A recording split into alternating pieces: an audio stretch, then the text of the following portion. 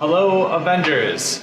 So as I sent an email out earlier this week, we got a new computer here in the booth. It is an iMac. I'm sorry for those that are not fans of Macs. I promise it'll be really easy to use though. So I'm just going to walk you through some of the basics of how to operate the new iMac. Largely, it's going to work the same way that it did with the PC before. So first of all, you shouldn't really have to turn it on. We're going to try to keep it on all the time. It's going to be in sleep mode. This allows us to remotely access it, so that's why we keep it on. So we're not really shutting it down. So you should just have to wiggle the mouse or press the space bar and it's going to turn on.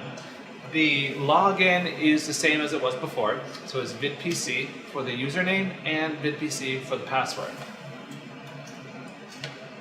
So now we are using Keynote instead of PowerPoint. Keynote is the Mac alternative to PowerPoint. The cool thing about Keynote is it can open all PowerPoint files. So for some reason we have a PowerPoint file, we can open that in Keynote. All the presentations, like normal, are going to be placed on the desktop in the This Weekend folder. So we're going to access that, we're going to double click those files and they're going to open in Keynote. So I am just going to double click This Weekend here to open it. You see the files here, announcements. Let's go ahead and open the announcements. They're going to pop right open in Keynote. I'm also going to open a file for this weekend. So in order to play the Keynote, the presentation file, you're just going to click the play button right here at the top, or as you would before, you can press F5.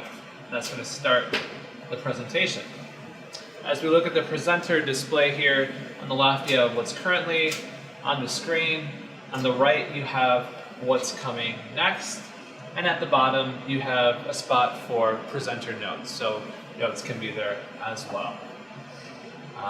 With the announcements, they just loop on their own.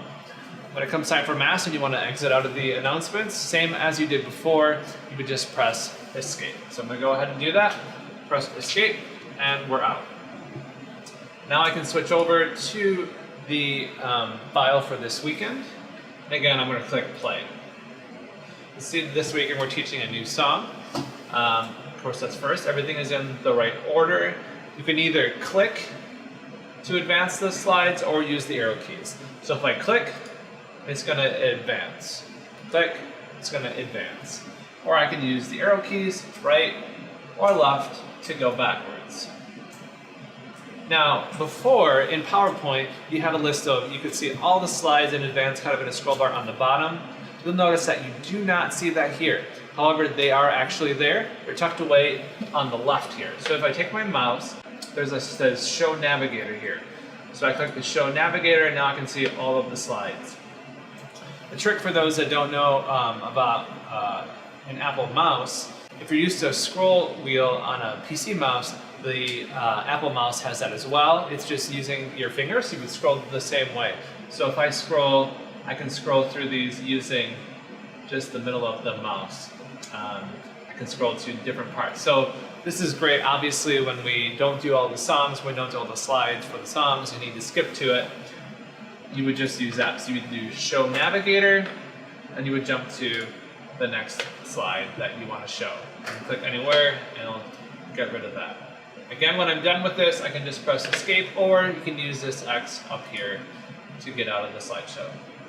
And that's really it. When you're done for the day, when you're done, if you're doing the 11:30 Mass, the 4:30 Mass, or the 5:30 Mass on Sunday night, you do not need to shut the computer down. You simply need to, you can close the programs out if you want to do that.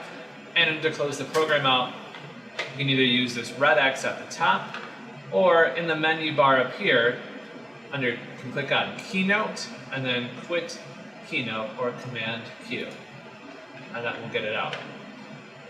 Lastly, again, you don't have to do this, you can just leave it on, it will go to sleep on its own. But you can go to the Apple, click the Apple, then click Sleep, and it will go into sleep mode. Last little tip, if something is, for some reason the computer is turned off completely, there is a button, a power button, right on the back of it here. On the left side you can feel it, it's a circular, it's an indentation, so you will definitely feel that there. You can click that button and it will turn it on. Okay, so the last thing I want to show you is in case you do need help, you need to contact the Word wasn't a good way to do that up to this point. Now we have a really easy way. If you need to send me a message, you can do that and ask for help, or I can contact you. And that's through the Messages app right here. So in the dock, you see there's a Messages app. Whatever you hover over, you can see what they are. If I click the Messages app, you see I already have my name in here. This just basically sends me a text message, and you can type in and say, like the slides are stuck. Slides are stuck. Enter, that's going to send me a message on my phone here. We're going to see it pop up. I just go to my text and it comes through as a text message. So that is a great way for us to communicate. One of the other great features about using Keynote now is that we can remotely control it via an iPhone or an iPad. As you know, Amy and I use iPads up at the piano. We're going to have the Keynote remote app, so if something does go wrong, we can always hop on that. It's also great for the future, so we can could potentially have AV ministers who are actually out in the congregation rather than being back here in the booth. So there's a lot of great options there. That's basically it. If you have any questions, please let me know.